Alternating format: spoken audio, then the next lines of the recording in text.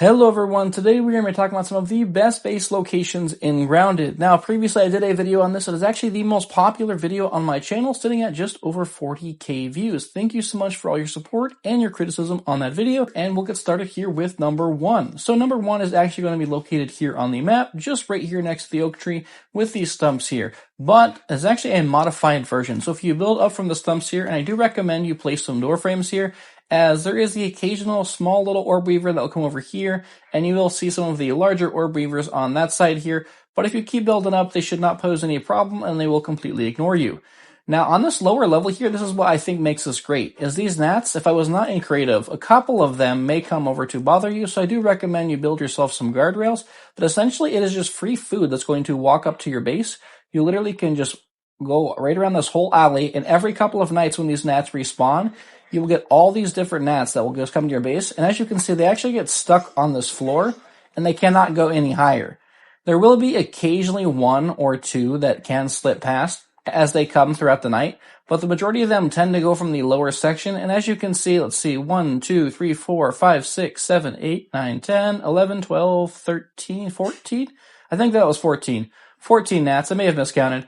But as you can see here, one guy, two guys got past. And that's not perfect. You can even tell it's not lined up with the light directly. But basically free food comes every couple of nights, so you don't have to go through hunting food anymore.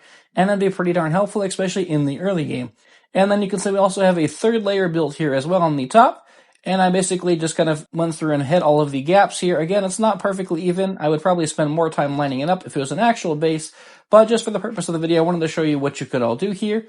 Like I said, there's plenty of levels. You have the flower petals right next door, you have the oak tree that's nearby, and you've got a pretty decent height advantage over everything else. Alright, now coming in at number 2, this is quite a humble home in comparison to the space you have on the last one here. It is located here on the map, just below the picnic table.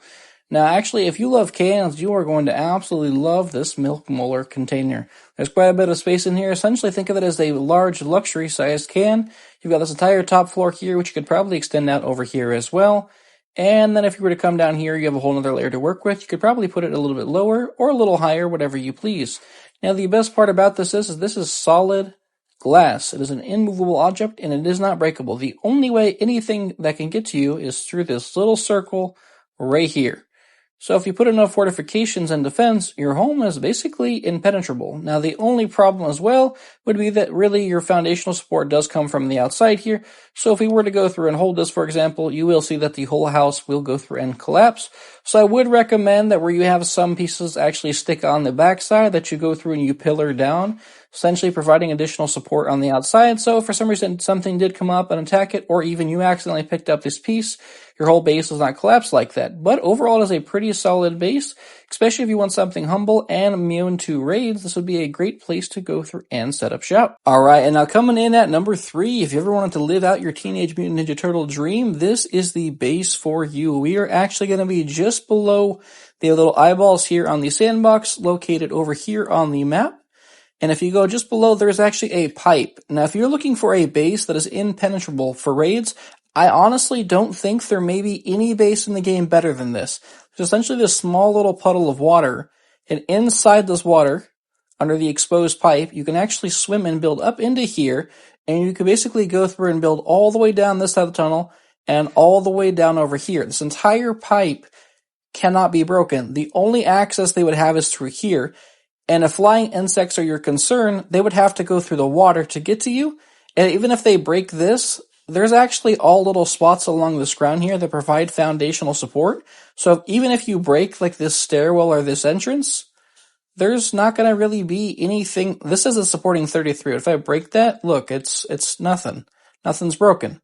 The only thing that's really in here is actually going to be this little spot for the water here, and that's when you go down into this area here. So yeah, if you want something that is going to go through and be impenetrable, and you're not worried about luxury or large bases or even zip lines, but just something that's a little cozy and comforting, and where you know for sure you will be safe, this is definitely one of the absolute safest bases that you can have in Grounded. And the very best part about this base is just outside this base, just like the previous one I showed you, you are actually located to one of the best locations, or the very best locations for building materials.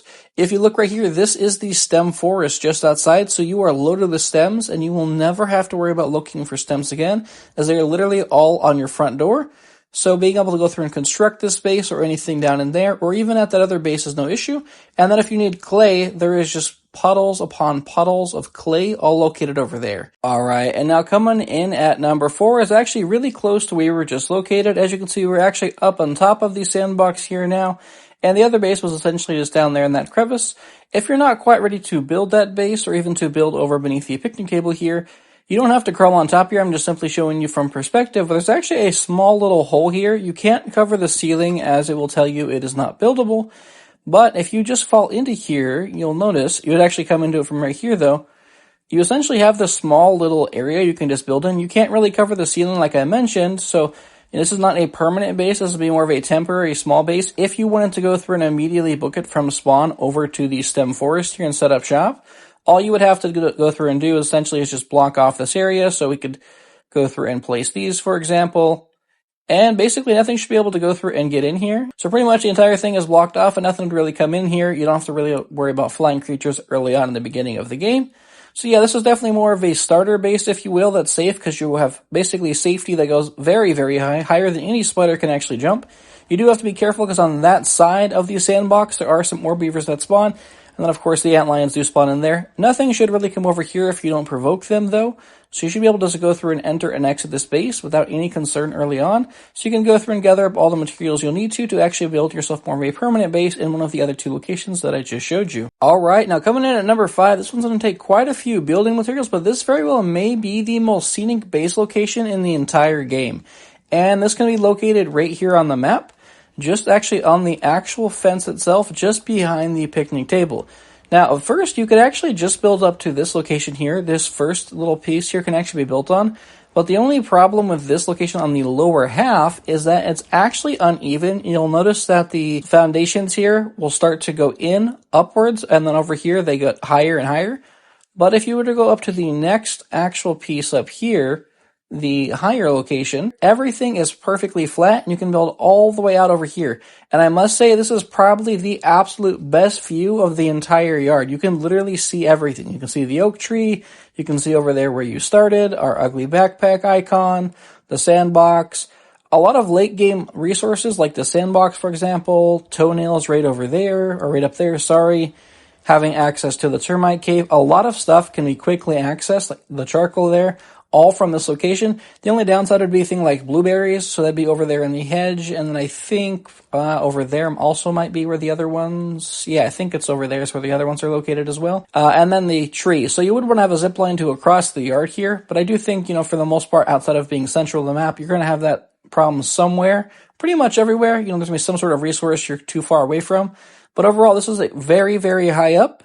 It's perfectly flat. Nothing is going to be a danger up here with the exception of air raids, but of course you will face that pretty much everywhere you build unless you are underground in some capacity. So yeah, this is a really great scenic location, and like I mentioned, is located right here on the map. Oh, and if you're wondering how you can build up here, because it's going to cost you a whole bunch of materials, remember, just down below here is going to be the stem forest, so if you need stairs to go through to get up here, all the stems you need are directly below where you need to build, so you do not need to go through and do a whole bunch of hauling. Everything you need is literally right down below. Alright, now coming in at number 6, we've actually got a base location that I didn't even know you could build in until making this video.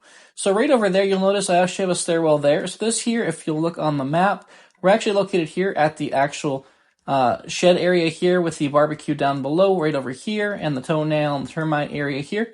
On this side here, there is a window, which is that stairwell over there. You cannot get into that window. There is an invisible wall there. You can build there as the gnat, but you can't get in there as your character. But on this specific one on the right-hand side, you can. And as you can see, basically you just need to build your way up all the way from the bottom. I would probably put your staircase in a more secure place than this, as there are lots of ants up here. Probably build your staircase on the upper edge here. That way no creatures have access to it, as there are just ants and the mites. And if you put a couple of doorways and some stairs on the upper section, they should have no way of being able to get to your base up here. But once you are up at this base location, you will notice that you can build in here. This entire area you can go through and build in. It's about half, 1, 2, 3. That's another about 5 total width here. And of course, it goes all the way up. And if we go through and select our handy net, it looks like you have that entire bottom section to work with. And then basically after that, you have essentially from right about here. So you have essentially just 3 width worth of foundations to go up.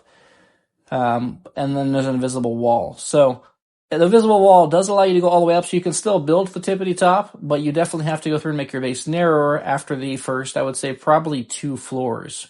Maybe, yeah, I'm gonna say about 2 floors, because that's how high this wall is here.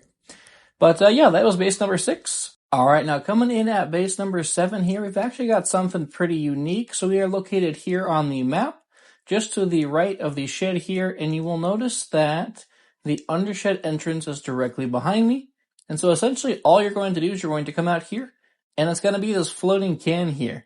So what makes this can very, very special is that the can is actually completely submerged here in water from the outside. Now, by using the actual buoys here, we don't actually have to rely on any structures on the outside of the can being implemented into the ground, meaning the structural integrity of what's in this can does not suffer the same consequences that every other can actually has. You could simply just go into here, have one little ramp, and then you have this whole little section in here to go through and build, and you don't have to worry if anything's on the outside or even chasing you, really. Now, occasionally, obviously, like spiders, if they were to jump up here, you know, they could attack, but if spiders actually fall in the water, or if any bug for that matter falls in the water, they will actually go through and immediately get killed, and their loot will be lost to the water, but you're actually, like, extremely safe in this location.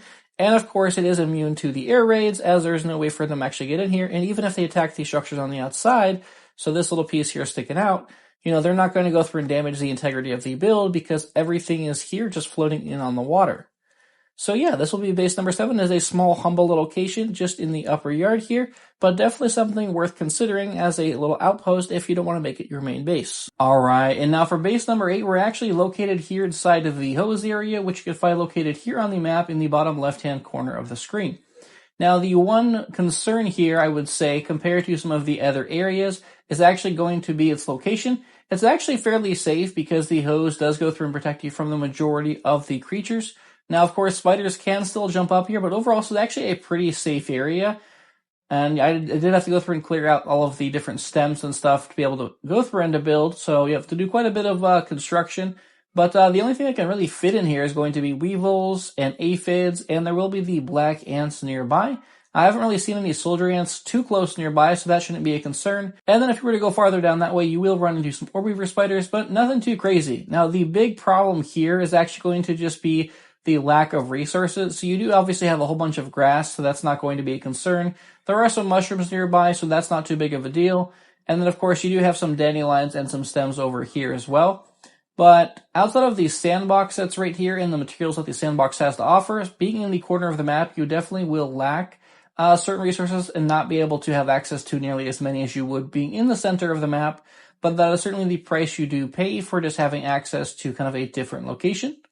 So not the best resource-wise, but definitely a safe location, especially accessible early on. Now, you do have to go all the way around the haze to be able to get to this, though, as if the haze was still turned on, this would certainly be an issue to get over here unless you manage to climb over the deck. Actually, I think the haze may even affect the deck. I'm not quite sure, to be honest. But yeah, definitely an interesting little spot. Alright, now coming in at number 9, we are actually located inside of the sandbox here, as you can see on the lower left-hand corner of the sandbox.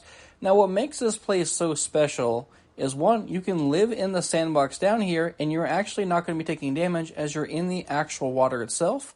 Speaking of water, this is one of the only pieces of water in the game where you don't have to worry about anything potentially killing you while having access to the water. For example, if you're down there in the pond or you're in the swamp-like area, you'll have the mosquitoes or you'll have different spiders or bugs. Here, there are no mosquitoes. Not a single mosquito in sight here in the sandbox, and on top of that, there is not any spiny or even regular water fleas here in this water. It is completely void of all life. It is simply just water. So if you want to go through and build yourself something on the water, I would recommend you build the water thing first and then build up from the water, as trying to go from the ground to the water typically does not place these directly on the water the way that it should. So always start from the bottom here and then build your way up.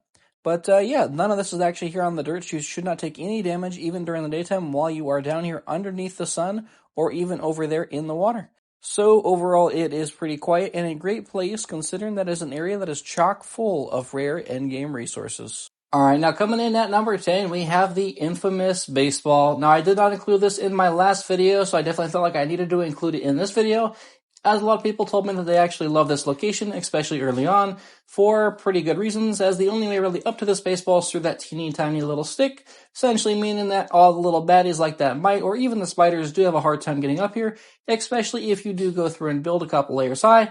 Now, I personally prefer that ledge over there, which I did go through and showcase in the last video, but it is important to note that the baseball is definitely a pivotal and a great choice, or pivotal early game choice, due to the fact that safety is typically one of the largest concerns early, and surely this will definitely grant more safety than that. Alright, and then the baseball is actually located here on the map, basically smack in the middle of the map, or pretty darn close, and is essentially probably going to be one of the very first things you see the moment that you spawn in. Now, if you're looking for some other best base locations in Grounded, then I do recommend you go through and check out this video here on the left, where I have 15 other best base locations, and if you are looking for some tips to help you out in combat and Grounded, then I recommend you check out this video here on the right.